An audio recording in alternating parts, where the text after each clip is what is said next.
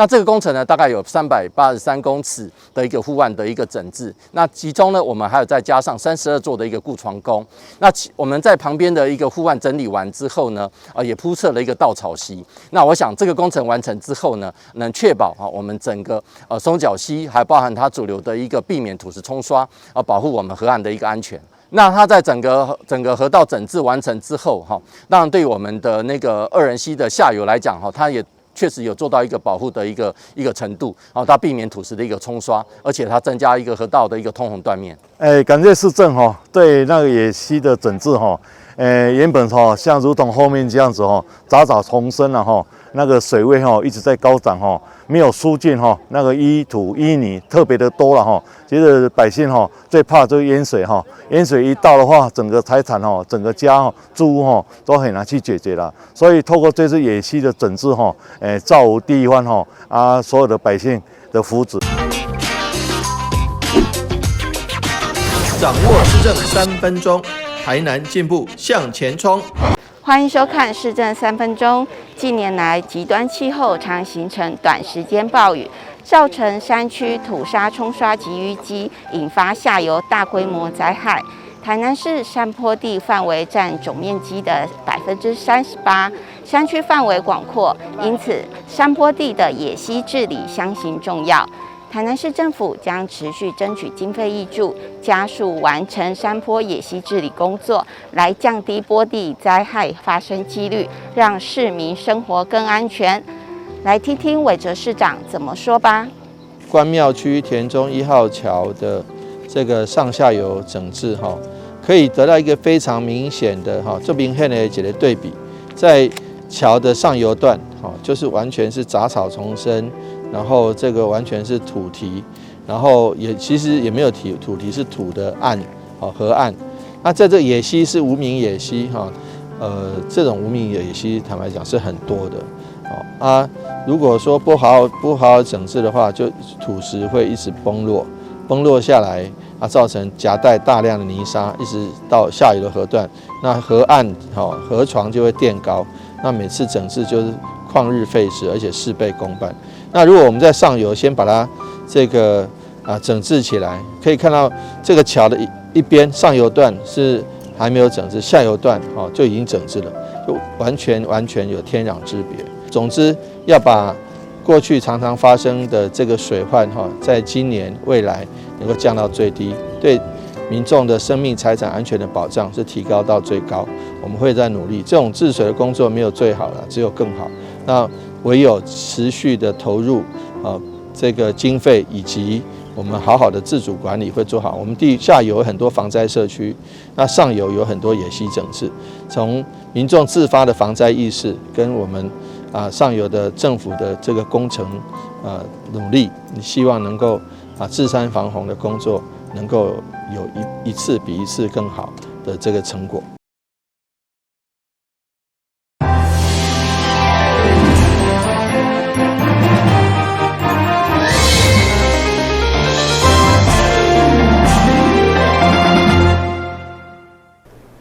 大家好，我是陈碧纯，欢迎收看6月15号礼拜3的中嘉台南地方新闻。面对疫情的冲击，议员沈佳凤伫个总集时肯定台南市的9大纾困、甲6大振兴计划，但是希望市政府除了线顶申请以外，嘛爱有纸本甲专人的协助。另外嘛爱避免诈骗集团趁机会来介入，帮助真正有需要的商家渡过难关。这波疫情因为南部也伫高峰期，原本到6月15号的9大纾困专案甲6大振兴计划补助就将暂止，为了体贴民众的需求，到补助机会，台南将延长到6月30号。议员沈佳凤面对目前申请3000多件，通过申请率有80%，虽然表达肯定，不过进一步希望市府除了线顶申请，嘛要合并纸本有专人协助。希望说未来是不是可以有纸本跟数位相辅相成，用邮寄的方式来申请，避免一些可能遇到网络不会操作的人就失去了这个补助的机会了。这个跟议员报告一下哈，其实这个从去年在类似纾困的部分，市长就特别指示，因为我们南部的区域的部分在数位的这部分老人家比较多，比较困难，诚如议员您所说的，所以我们在台南的部分，我们设了32个咨询站，也谢谢这个民政局还有管理局，大家的弟兄们都有帮忙哦，局长很帮忙。所以我们在各点的部分，包括各商圈也设了咨询站。那这些咨询站的部分，就是说，只要商家拿到这个指引有意愿，他就可以直接在这个咨询站，我们有专人会帮他服务，来协助了。对，现场就是咨询站就可以帮忙线上，也是线上服务了。是。针对餐饮等商家经营困境，但推出纾困振兴计划美意，不过议员迈向市府签名，因为有自称技销署的职工要来协助申请，民众过虑敢是诈骗。业者反馈了说有什么记账室要去协助，哎呦，这可能有诈骗的几率存在呢。你感觉够可能？这个我报告一下，因为我们经发局里面记账室工会的部分也是我们经发局的志工。是。那这一次他们其实整个工会都很帮忙，大家就一起下去，包括我们的这个中小企业处的荣指会的会员都有协助。对，大家一起下去。好，我知道很好，但是呢，你是不是有一个识别证给他们啊？你刚刚提到那个证件的部分，我觉得其实也是可以考虑思考。不过现在很多诈骗集团都说法院呢，检察官对也是有证件的，他们自己都有证件呢，是真假难辨。真的要怎么样去防避这个？最好的方式是他们自己民众在自己的电脑上，或者是我们辅导他们上市府的网站上，或是他实体的介绍他们来市府的经发局或是相关的局处。还有一个就是说有些工会或商圈，我们找工会的干部或商圈的干部陪同去辅导他们。这波疫情威胁，真侪防疫宣导，或者是处理居家隔离通知书等便民的资讯，拢是采用数位科技。所以议员要求，针对老大人的学习，一定要加用心，缩短落差。台南新闻管制林根采访报道。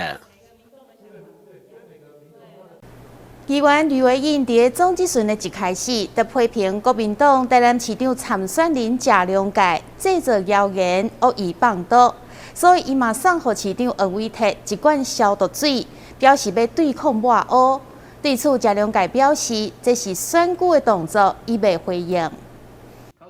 为了抢救少子化，台南更是全国生育率上低危机。议员刘维英在总质询对生育奖励金的提高、地方特色的新生儿礼包、甲有性妇女的产检交通补助等相关的照顾，希望落实公办到厝做回来以及托育的平台，和少年父母家生享受有专业的证照、介绍甲服务拢公开透明的月色服务。因为月嫂目前在台南市，在台湾，它并没有证照制度，并没有相关的一个登记的制度，所以告诉讲，咱有一个月嫂的相关的这个平台，安尼会当来提供一定的时数，来做资讯。那透过一个考试遴选，那它就可以培育出优质的一个月嫂。那另外一部分也可以来创造妇女的一个2度就业机会。能够让月嫂的供跟需，两端能够得到一个媒合的服务，而且最好下一步就是要让月嫂这些他的月嫂怎么样建立一个认证制度了，譬如说你这个平台媒合出去的，结果后来发生问题，人家说你台南市政府没有在做品管，那与其预计到后来会被骂，不如现在开始的时候同时做。既做媒合平台，又把所谓的比较怎么样合格的月嫂能够放进去，跟我们那个月嫂服务职业工会就一直在互动。那边我们也委托一个平台在那边，但是基本上的话，就是现在的话，仅做3个部分，一个就是月子餐的服务，另外一个部分就是环境的整理，另外一个部分就是所谓的托育的指导，就现在目前为止做3个部分。另外一个部分如果要增加这个食材各方面，那个变成个别契约，其实跟议顺您所说的一样，我们希望说未来可能要再加强一下，做一个建制一个完整的制度，然后做后续的媒合。面对选举压力，议员刘月英伫总结时将对市长黄伟哲的对手加通界，日前强烈批判经发局长外哥，伊却提出伊是全国评鉴第1名，台南经济发展6都评比第1的成绩，所以会中特别送市长消毒水，避免被谣言中伤。有假消息，就要赶紧澄清，幸福民众一个清气的选举。台南新闻管制林根采访报道。议员林志典伫个总集时积极争取善怀特色游戏场、甲安定的文康娱乐中心等建设。另外，佮提出日本的建筑师安藤忠雄，因为伫个台湾设计一座儿童图书馆，所以呼吁市府一定要积极协调，建议伫个南科火车站的附近来设立。来自日本的安藤忠雄，因为看好台湾古建筑的水，嘛希望挑战新建筑的特色，所以有议员伫台湾设计一座儿童图书馆以后，各县市拢在争取。议员林志典伫总集时嘛呼吁市府积极来争取，同时提出南科火车站附近的适当用地。安藤忠雄伊早老讲要为台湾设计儿童的图书馆嘛，市长，你讲积极来争取要谈往台南？我有真积极来反映，因为伊即摆是讲要来台湾免费要帮台湾设计图书馆。要设计图书馆，各地拢咧争取嘛，高雄争取啦，台北争取啦。若准会当互伊来台南争取，迄是上重要。所以咱要哪样来迎接伊来台南呢？就咱来提出一个几个点。比如讲，阮伫南科火车头迄附近啊，比如讲是伫对啦，这几个所在，伊的背景是安怎，互伊记，伊也上好会当经咱台南这地，安尼伊也感觉讲，袂歹，安尼伊来对伊较有意愿啦，伊也讲，准也讲，我是要来台湾设，但是对台南的地点我都无满意，安尼伊就早对外关系，这就对咱较损失。议员报告啦因为这件代志市长非常的关心，所以第一时间咱就提出争取咱嘛写批安藤忠雄大师地点的部分早期咱也有去南科车站遐，曾经捌去会勘过安尼，所以有我场所适合的所在来整理者，未来咱提供这个建筑师来做参考安尼。局长就拜托你拿出一下来。我有跟那个文化局长叶局长这边我有在请他提供一些资料。我目前也已经联络上安藤忠雄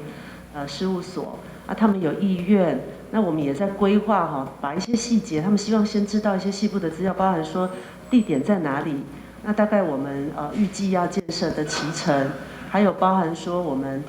这个怎么规划。台湾总是做法还是跟日本不一样所以他们希望有一些细节的部分，希望先了解，然后再来做一个后续的讨论。那个安藤忠雄先生是很开心，我们主动跟他联络，他们也有收到文化局先前有写给他们的信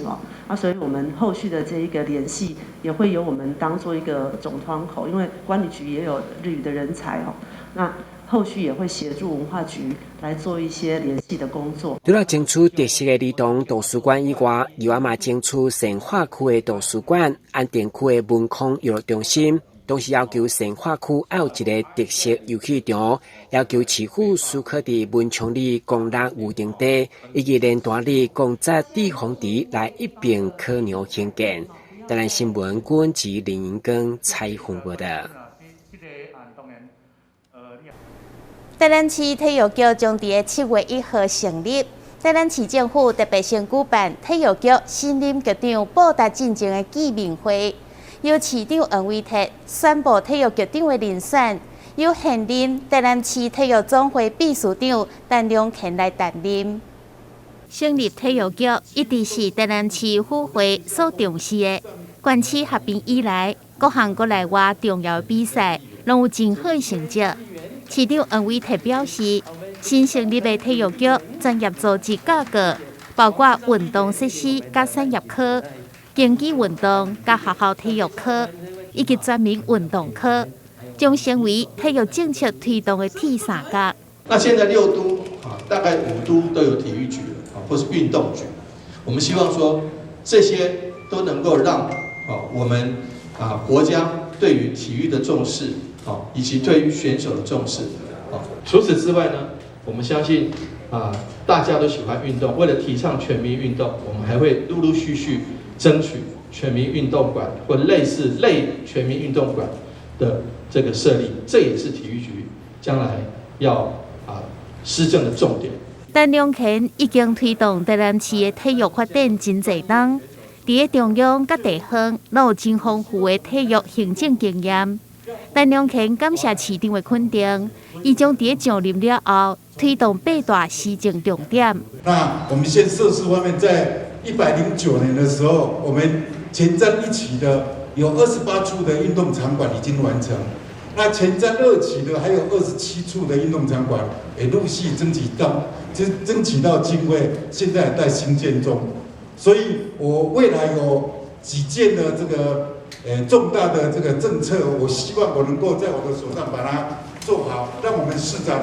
这个觉得说他没有用错人。在各界期盼之下，台南市体育局总算是要诞生。所有市民也拢期待体育局有所作为，会当真正让台南市的体育发展迈向全新的里程碑。台南新闻杨顺怀采访报道。咱先休困一下，马上回来新闻现场。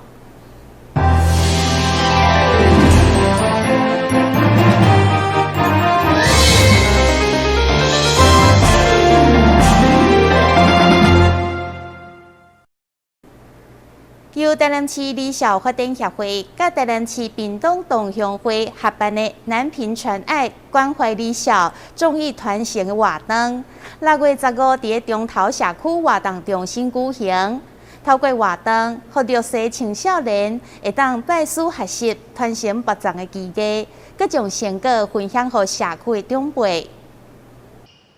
台南屏东同乡会热心公益，时常捐赠物资关怀弱势。这次特别甲台南理社发展协会合作，15日伫中西区中头社区活动中心举办南屏传爱关怀儿少众义传承爱心活动，并伫会中捐赠助学金，鼓励协会青少年学员爱继续努力向上。阮即届配合儿童少年福利来做这个肉粽节的公益活动阮是来配合刘运吕议员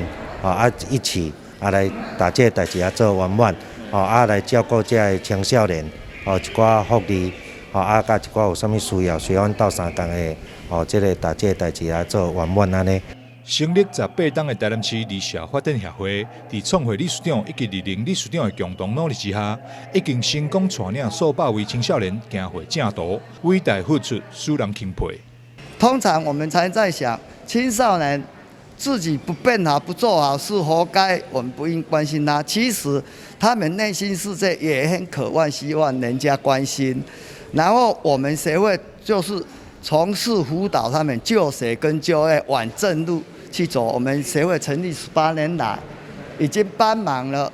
好几百个青少年，曾经不想读书的国中、中辍，现在很多都已经大学毕业了。我们每一年都在做的就是青少年探索班，就是辅导他就业跟就学。那我们最主要是就业，让他有一技之长，让我们这些孩子可以在别人拒绝之后呢，我们可以让他有一线光明。台南市理社发展协会以无放弃任何一个中辍生的理念，为参加学员规划各种职能课程，并邀请业师来授课。参像这位妹妹，原本伫学校无爱读册，也唔知影未来要做啥物，后来伫协会接触到美甲课程后，终于找到家己的兴趣。我们主要收的就是15至18岁的学生，那大部分都是跟学校有一点状况啊。那我会觉得他们并不是说不一定不喜欢学校，而是可能在那样子的比较封闭的环境里面，他们没办法那么自由。那也透过老师的协助，我们就是有让他们，希望这个环境让他们觉得说，我虽然说不用去学校，可是我一样有一个地方可以学习。那也希望这边可以成为他们的家这样。业师李仁杰伫18当前就是理社协会第一届学员，当时也是因为受到协会鼓励而行回正途。现在不但取得大学文凭，同时也考到餐饮证照，互伊正感念离校协会陪伴。现在伊也转来到协会担任业师，带领学弟学妹走向光明正路。我刚开始来的时候就是一个中辍生，我只是不爱读书，可是不代表着说可能就是不爱读书的学生都是坏的啦，只是因为家庭的一些元素，造成对读书的部分不太有兴趣。那在一个老师的引荐之下，听到了儿少协会这部分，然后在儿少协会呢的带领之下，大家来帮忙我们这些学生，我觉得我很感谢他们。那我觉得，那既然人家给了我们这个机会，那我们就是努力去学习。我到现在去读餐饮学校，在上高中、上大学，甚至到毕业，这都是他们勉励我去做的，然后也考取到相关证照，然后现在也是做日本料理的师傅，所以我觉得说来这边学习的就是一个传承啊。我觉得每个学生都有他们自己的一个特色，只是说我们人不要去看过他的人的三观呐，让他们觉得说好像我们都被人家被遗忘在边际那种感觉。南平传爱关怀儿少众艺传承活动，现场嘛来了真侪贵宾参与，参像是议员蔡小薇、议员吕维应服务处、议员参选人周家伟以及社会局代表等等，拢做伙来见证这场温馨的活动。南平传爱关怀儿少，台南新闻张秀维采访报道。台南市口才协会甲议员蔡永全6月18号将伫台南文化中心举办斜杠创业公益园游会，除了有真侪公益团体参与以外，佮邀请有副业女王签合艺林丫头詹子晴来分享创业的心得，欢迎市民朋友踊跃参与。疫情期间，真侪人的生计受到冲击。斜杠创业帮助大家回归日常。这场由台南市口才协会甲议员蔡王全合作举办的斜杠创业公益园游会，将伫咧18日下晡1点开始，伫咧台南市文化中心教育广场登场。活动结合台南市脑性麻痹疾病协会、环宇国际文化教育基金会、创意应用设计庇护工厂、山岩开发有限公司、台南市新丰自然教育协会等单位，以及市府社会局、劳工局、文化局共同参与。这一次呢，我们之所以会来举办这场公益园游会暨公益讲座，主要呢就是因为我们考量到疫情这3年来，其实对于大家的生活啊，或者是说中小企业的影响都蛮重的哈。那我们去参访一些社福团体的时候，也发现说，他们其实除了自己的那个原有的一些善款可能已经受到一些影响，那甚至呢，他们其实里面的人如果有机会希望能够自力更生啊，或者是出去找一份工作，其实难度会越来越高。那借此这个关系，我们以这个为起心动念，所以呢，我们开始来筹办这一次的公益园游会。那主要也是希望说，我们透过这次的活动，然后让一些摊商或者是我们的社福团体能够来这里摆摊，然后增加他们的曝光度之外呢，其实也可以增加一些微幅的收入。主办单位更邀请有着副业女王称号的艺人丫头詹子晴来分享创业心得，活动的内容非常精彩。这一波的疫情啊，引起很多人这个工作上不顺利，然后这个经济上也很困顿。但是呢，我们要怎么样去斜杠人生，让我们的生活跟事业的未来充满了更多的希望哈？那所以这一次我们也被这个口才协会很多的年轻朋友哈的一个创业家感动哈。那所以说这一次呢，我也特别大力的去给他们帮忙共同的合办协办哈。那我们包括我们社会局，包括我们的这个环宇基金会，那还有我们很多的一个这个社团慈善的一个机构哈，新丰。还有很多的好朋友都会来共襄盛举哈，就在这礼拜六哦，这礼拜六在我们的这个假日广场，那室内场詹子晴是在这个原生剧场哈那只要我们来参加我们的这个公益园游会的活动，就可以这个领取这个入场券哈要提早报名哈。创全表示。感谢口才协会、台南市府各局处、甲各协办单位的支持，才会当促成这次有意义的公益活动。也诚恳邀请大家6月18日做伙用行动来做公益。另外提醒市民朋友，若是想要参加詹子晴斜杠创业讲座，也欢迎到服务处索取入场门票。台南新闻张硕维采访报道。感谢你收看6月15日的中嘉台南地方新闻，我是秦美纯，咱再会。